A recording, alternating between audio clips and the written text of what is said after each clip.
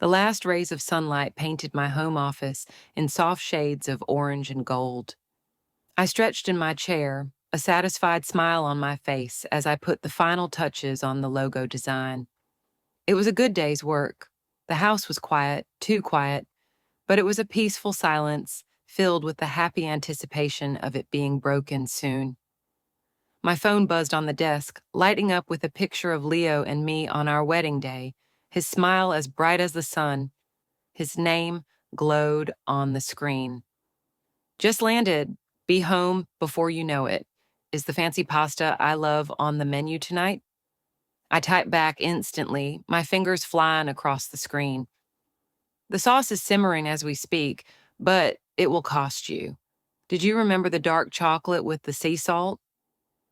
A few seconds passed. I would never forget. A deal is a deal. I'll be there in an hour. Traffic will in. Can't wait to see you, my love. My heart did a little flip. 5 years of marriage, and he still made my heart feel like it was brand new. Our life was simple, and it was perfect. We had our cozy little house, our jobs that we both enjoyed, and most importantly, we had each other. We told each other everything. There were no secrets between us, just a deep, comforting trust that felt as solid as the ground beneath my feet. I saved my work, shut down my computer, and walked into the kitchen, the sweet, herby smell of the tomato and basil sauce filling the air. An hour passed, then another. The sun had dipped below the horizon, leaving the sky a deep, bruised purple. I stirred the sauce, which was now thicker than it should have been. I had turned the heat down to the lowest setting, but it couldn't stay warm forever. A small knot of worry, no bigger than a pebble, started to form in my stomach. It was probably just traffic. The interstate could be a nightmare at this time of day. He'd probably call any minute, laughing about how he was stuck behind a line of cars a mile long. I pulled out my phone and looked at our last message. Can't wait to see you, my love. I read it over and over. I sent a new text. Everything okay? Traffic really bad? No reply. I tried to busy myself, setting the table with our nice plates and lighting a candle. The flickering flame danced, casting long shadows on the walls, and the once peaceful quiet of the house now felt heavy and empty. The little pebble of worry grew, expanding in my chest until it felt like a heavy stone. It was unlike Leo not to reply. Even if he was driving, he'd use the hands-free system to call and tell me he was running late. I decided to call him. I lifted the phone to my ear, my thumb hovering over his contact. But before I could press it, the screen lit up with an incoming call, an unknown number. My heart skipped a beat. Maybe his phone had died and he was borrowing someone else's. Relief washed over me as I swiped to answer. Hello, I said, trying to keep my voice light. Hello, am I speaking with Clara? The voice on the other end was a man's, calm and steady. It was too calm. It wasn't the voice of my husband. It was a stranger's voice, professional and detached. Yes, this is she, I answered, the stone in my stomach turning to ice. My name is Dr. Peterson. I'm calling from City General Hospital. The world tilted. The spoon I was holding clattered to the floor, splattering red sauce on the clean white tiles. Hospital? Why was a doctor calling me? Ma'am, the doctor continued, his voice unwavering. There was a major accident on the interstate this evening, a multi-car pileup. I couldn't breathe. The air in my lungs had turned to glass. No, I whispered. Not to him, but to the universe. No, no, no. Your husband Leo was involved, the doctor said gently. But his words hit me like a physical blow. I stumbled back, my hand flying to my mouth. Is he okay? I choked out, the question tasting like ash. There was a slight pause on the other end, a moment of professional hesitation that screamed a terrible truth louder than any words could. Your husband is alive, he said, and for a split second I felt a wave of impossible relief, but it was ripped away by his next words. He has been admitted to the intensive care unit. He is unconscious, and I'm sorry to tell you, he is in critical condition. The phone slipped from my numb fingers, hitting the floor with a dull thud. The world around me dissolved into a meaningless, silent hum. Dr. Peterson's words, critical condition, unconscious, echoed in the vast, empty space that had, only moments ago, been my happy home. For a second, I was completely paralyzed, frozen by a horror so profound it felt like it had stopped my heart. Then a surge of pure adrenaline shot through me, hot and sharp, shattering the ice. I didn't grab my purse. I didn't turn off the stove where the sauce was now surely burning. I snatched my car keys from the hook by the door and ran. The drive to the hospital was a terrifying blur. The familiar streets of our town were alien landscapes seen through a thick film of tears. Red lights were crimson streaks. Stop signs were meaningless shapes. My hands were clamped so tightly to the steering wheel, my knuckles were white, the only solid thing in a world that had turned to liquid chaos. My mind was a frantic loop of denial and prayer. This is a mistake. They have the wrong person. It can't be Leo. Please, God, let him be okay. Let him just be okay. I could almost feel his hand in mine, see his easy smile, hear his low, rumbling laugh. The memories were so vivid, so real, that the doctor's words felt like a fiction from a nightmare I couldn't wake up from. I screeched into the hospital parking lot, abandoning my car in a space that was probably not a space at all. The automatic door slid open, and the smell hit me first, a cold chemical scent of bleach and sickness that clung to the back of my throat. The air was thin and charged with a hushed, urgent energy. The squeak of my sneakers on the polished linoleum floor was impossibly loud. I ran to the main reception desk, my breath coming in ragged gasps. "My husband," I panted, my voice cracking.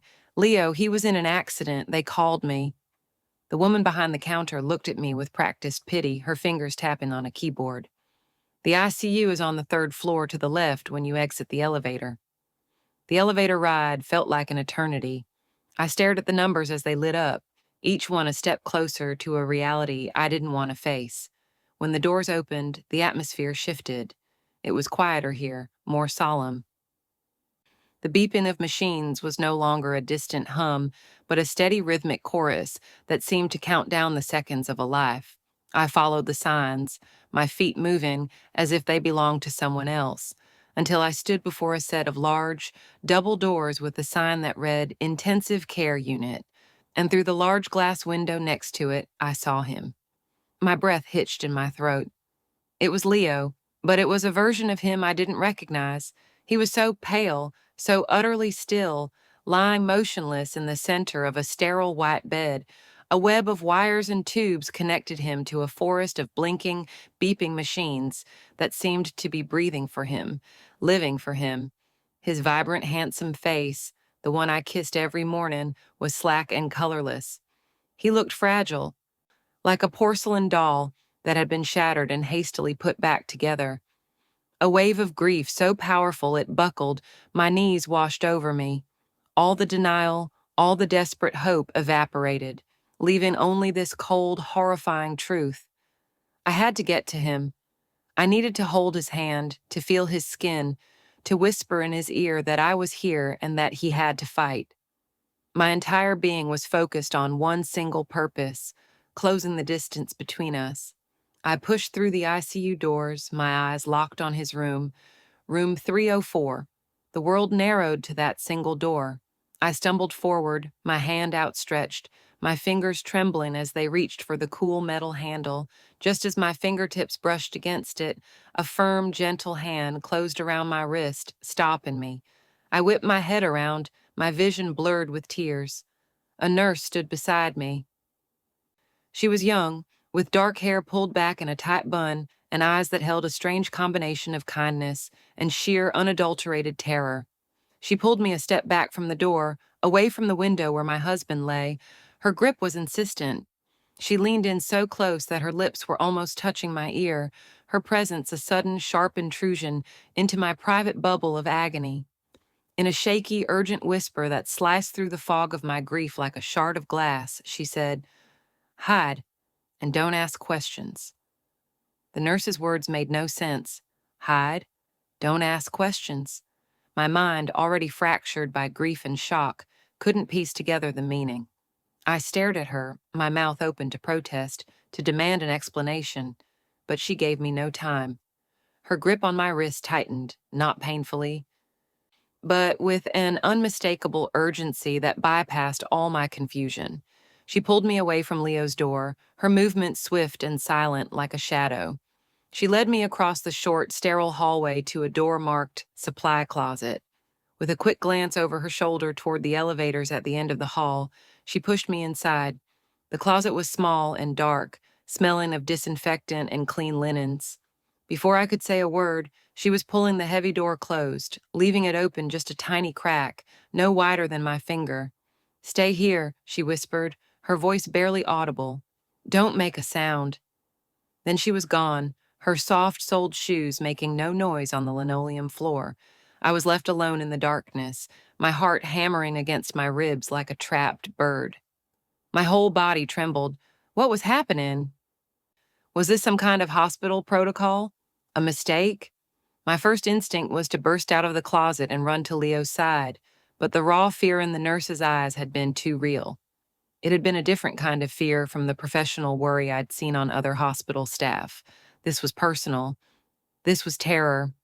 So I stayed, my eye pressed against the tiny crack in the door, my breath held tight in my chest. Seconds later, a soft ding echoed from the end of the hall. The elevator door slid open. Two men stepped out. They were not doctors or hospital staff. They wore sharp, dark suits that looked out of place in the sterile environment of the ICU. They moved with a calm, unnerving confidence, their gaits perfectly synchronized as they walked down the hallway. One was tall and broad-shouldered, with a stony expression. The other, who walked slightly ahead, was older with silver hair and a face that was handsome in a cold, severe way. He looked around the hallway as if he owned it, his eyes scanning everything with a detached and calculating gaze. They didn't look like worried friends or grieving family.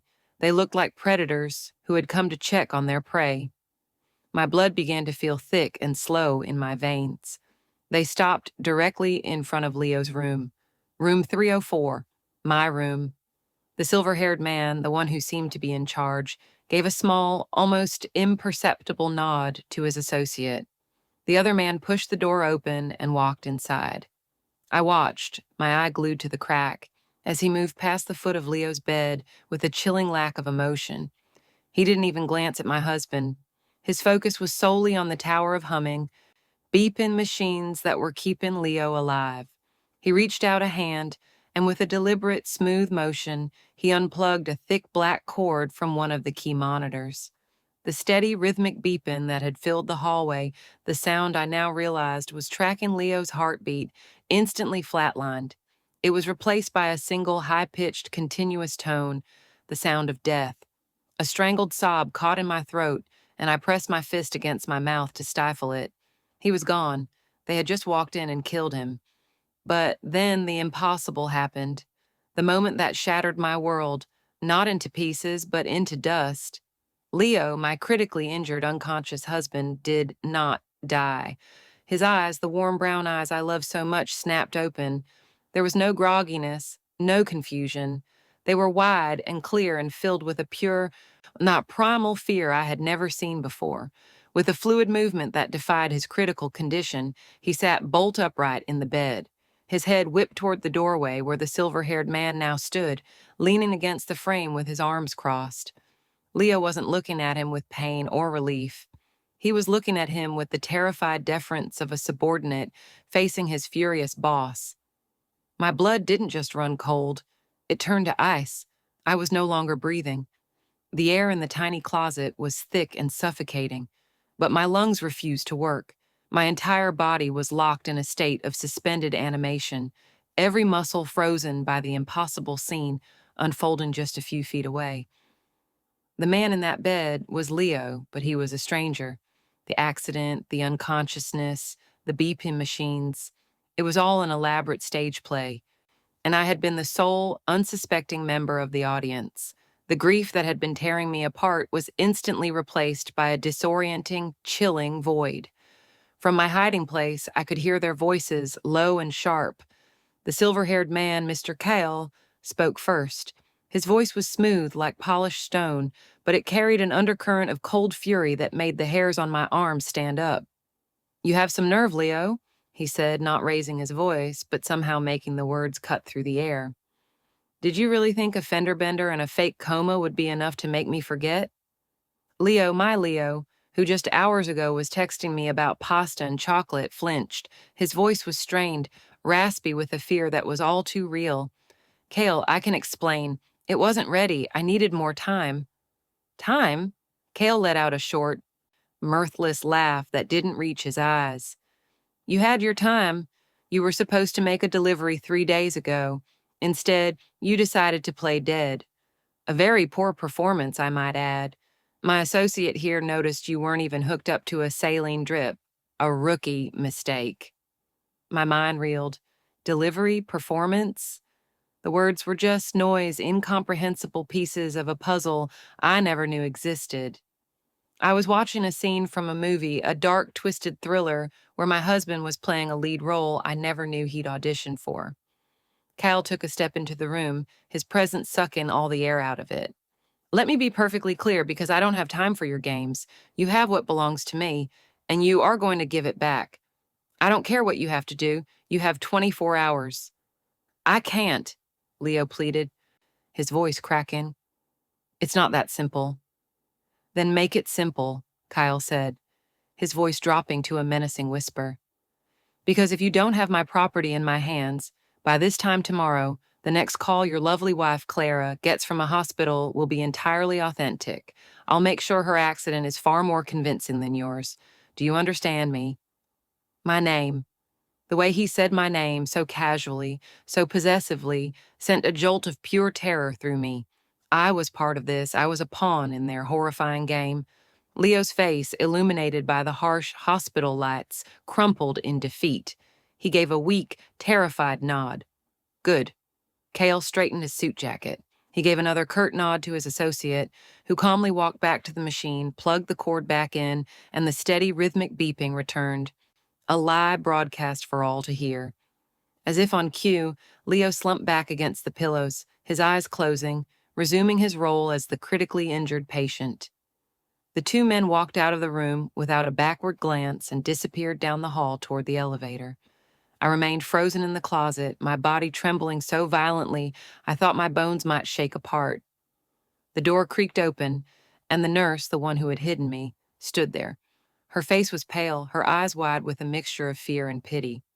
She saw the state I was in, my hand still clamped over my mouth, my eyes wild with horror. Come, she said softly, helping me out of the darkness. I stumbled, my legs like jelly. She guided me away from Leo's room, her arm a steadying presence. Why? I managed to whisper, the words scraping my raw throat.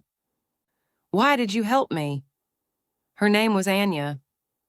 She looked at me, and I saw a flicker of a deep old pain in her eyes. A year ago, my brother got involved with Cal's organization, she said, her voice low and heavy. He was a good kid, just made some bad choices. They told us he died in a workplace accident. I never believed it. When I saw them walk in here tonight, I recognized them. I couldn't let what happened to my family happen to yours. She reached into the pocket of her scrubs, and her hand emerged in a fist. She opened it, and resting in her palm was a heavy, old-fashioned key. It was ornate, made of brass, with a strange, intricate symbol engraved on its head. I found this in your husband's pocket when he was admitted, she said, pressing it into my clammy, shaking hand. The metal was cool against my skin. They didn't find it when they searched him. It must be important. Nurse Anya led me down a series of quiet, dimly lit hallways, far from the tense energy of the ICU. My feet moved automatically, my mind still trapped in that dark supply closet, replaying the monstrous scene I had just witnessed. The key she had given me felt impossibly heavy in my palm, a solid piece of a life I didn't recognize. We ended up in the hospital chapel, a small silent room with rows of empty wooden pews and a simple stained glass window. The air was still and cool, a stark contrast to the storm raging inside me. The shock was beginning to wear off, replaced by waves of something far more painful. The man I loved, the man I had built my entire world around, was a stranger. Our life, which I had believed to be a fortress of love and trust, was a house of cards built on a foundation of lies. Every sweet text, every shared laugh, every promise for the future was now tainted, recast in a sinister new light. The grief for the husband I thought was dying was replaced by a new, sharper grief for the husband who had never really existed at all. It was a betrayal so deep it felt like it had hollowed me out from the inside.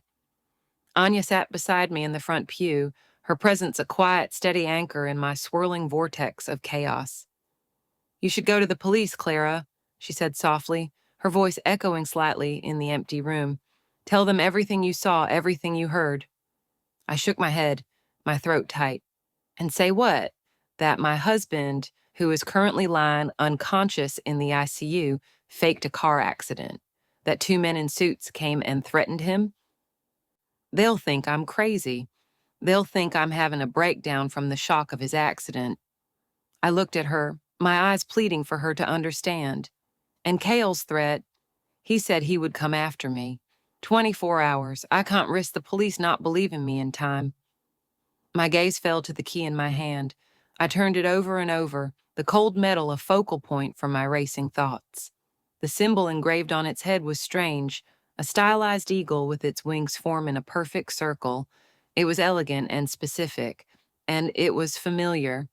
I squeezed my eyes shut, trying to push past the panic and think. Where had I seen it before? The memory surfaced slowly, a fuzzy image at first, then sharpening into focus. It was from about a year ago. Leo had come home late from work, excited about a new confidential project he was heading up. He said the blueprints were highly sensitive and couldn't be stored at his firm or at home. He had rented a special high-security storage unit for them. He had even shown me the company's brochure online. Airy Storage Solutions, it was called. Your secrets, safe as the sky. The logo on the brochure had been this exact symbol, a stylized eagle with its wings forming a perfect circle.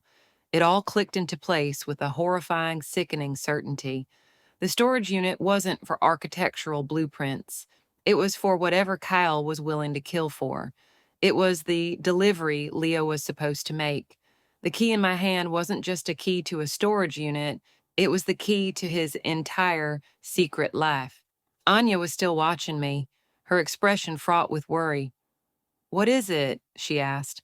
I think I know where it is," I whispered, my voice trembling. "Whatever Kyle is looking for." For the first time since leaving the ICU, a feeling other than fear or grief began to surface. It was a cold, hard anger. An anger at Leo for his lies, for his weakness, for putting my life in danger. An anger at Cale for thinking he could control me with threats. They had made me a pawn in their game, but they had made a critical mistake. They had underestimated me. I stood up, my legs feeling steadier than they had all night. Anya stood with me, her eyes questioning. "What are you going to do?" "The police can't help me yet," I said, my voice gaining a sliver of strength I didn't know I possessed. "And I can't just wait for Cale to come after me. The only thing that can save me now, the only leverage I have, is locked away in that unit." I looked down at the key, then met her gaze, my decision solidifying into a block of ice in my chest. "I have to go there myself." Anya gave me her spare hoodie and a pair of sunglasses from her locker.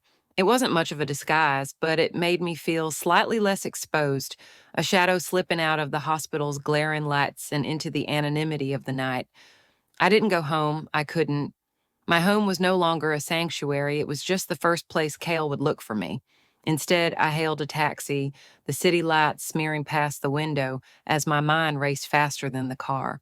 I gave the driver the address for Airy Storage Solutions, a location on the industrial outskirts of town that I had memorized from the brochure Leo had shown me all that time ago.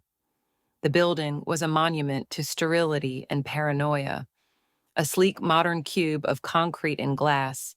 It loomed under the cold, white glare of security floodlights.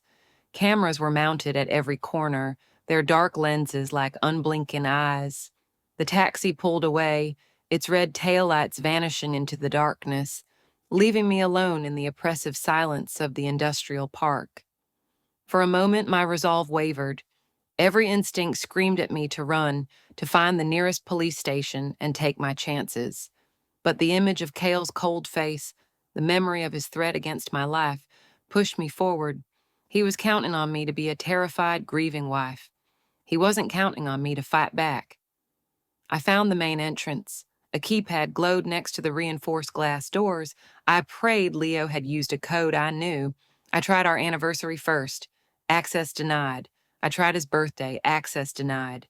My heart began to pound.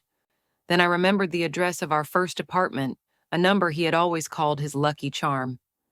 I typed in the 4 digits. A soft beep, and the lock clicked open.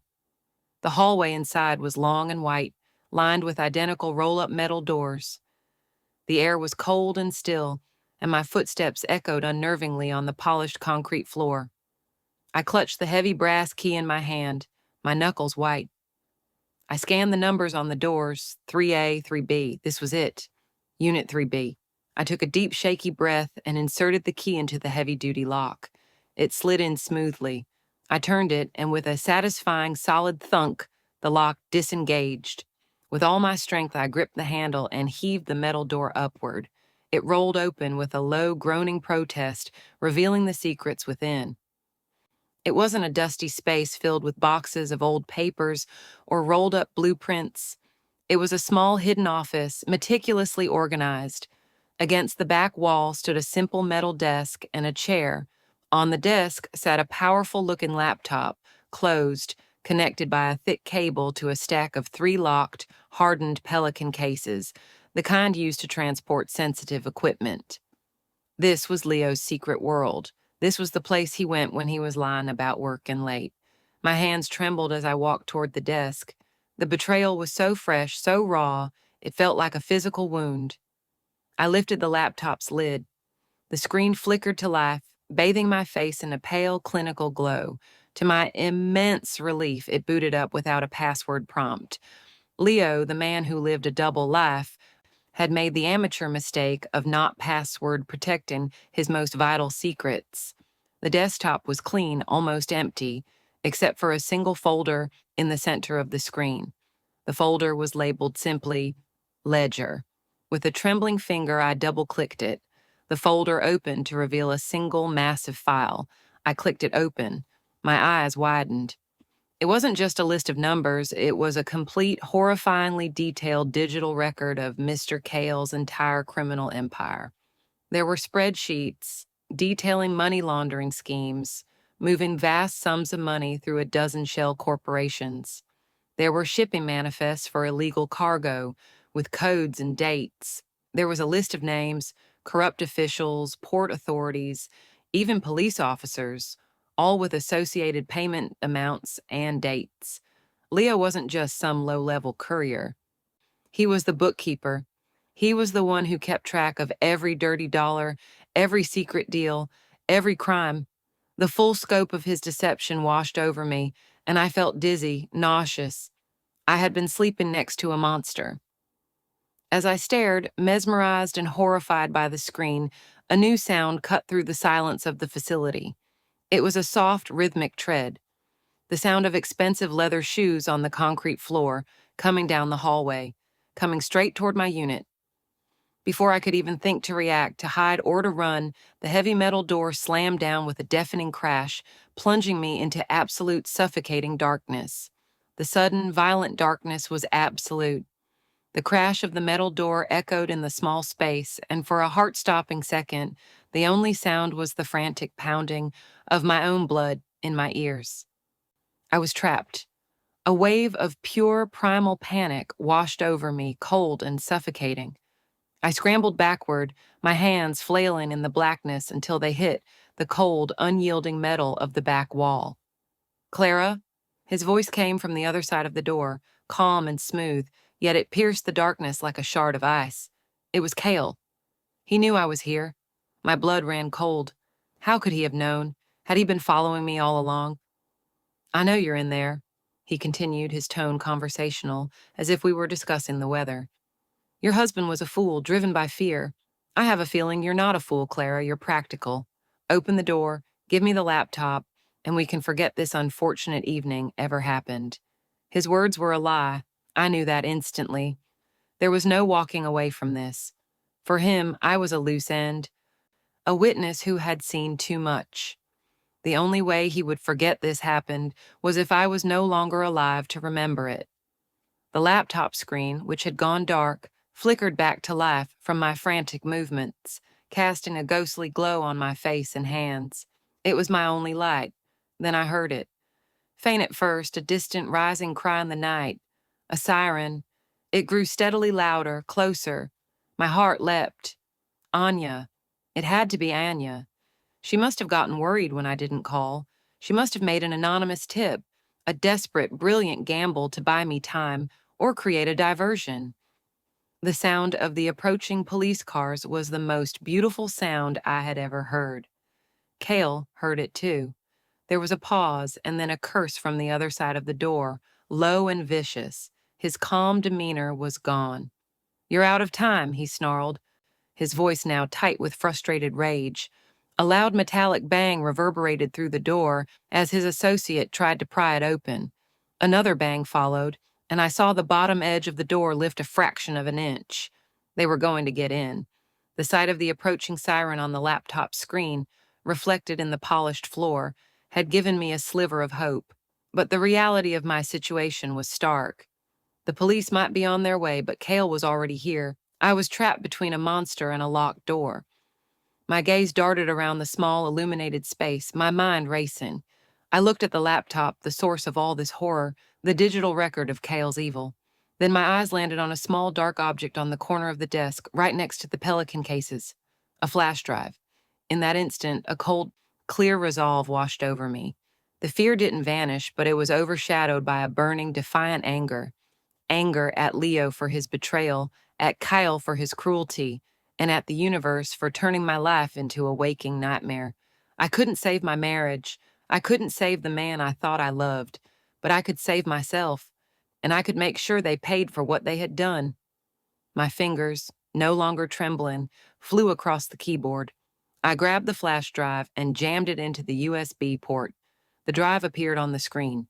I dragged the ledger file, my husband's life's work of criminality, and dropped it onto the drive's icon. A progress bar appeared, copying. It felt like the slowest process in the world. Outside, the banging grew more frantic, more violent. A loud groan and a sliver of light appeared at the bottom of the door, widening to a gap of several inches. "Almost there," a voice grunted from outside. The progress bar on the screen hit 100%. Copy complete. In one fluid, adrenaline-fueled motion, I yanked the flash drive out and clenched it tightly in my fist. I stood up, grabbed the laptop with both hands, and took 2 steps toward the door. Kyle's associate had managed to pry the bottom open just enough for a person to squeeze through. He was peering into the darkness, his eyes adjusting. He never saw it coming. With a scream that was part rage and part liberation, I hurled the laptop with all my might at the opening. It flew through the gap and shattered on the concrete floor outside in a shower of plastic and sparks. For a split second, both Cale and his man stared in stunned disbelief at the destroyed evidence, their faces masks of pure shock. That second was all I needed. I didn't hesitate. I dove for the opposite side of the opening, scrambling on my hands and knees through the gap and onto the cold floor of the hallway. I pushed myself up and ran. I sprinted past the 2 stunned men, past their shocked faces and the wreckage of the laptop. I didn't look back. I just ran toward the flashing red and blue lights that were now flooding the entrance of the storage facility. I ran, clutching the tiny flash drive in my fist, the sum of all my husband's lies, the key to my future. Behind me, my old life lay in ruins, but ahead, under the flashing lights of justice, was a new, uncertain, but finally free beginning.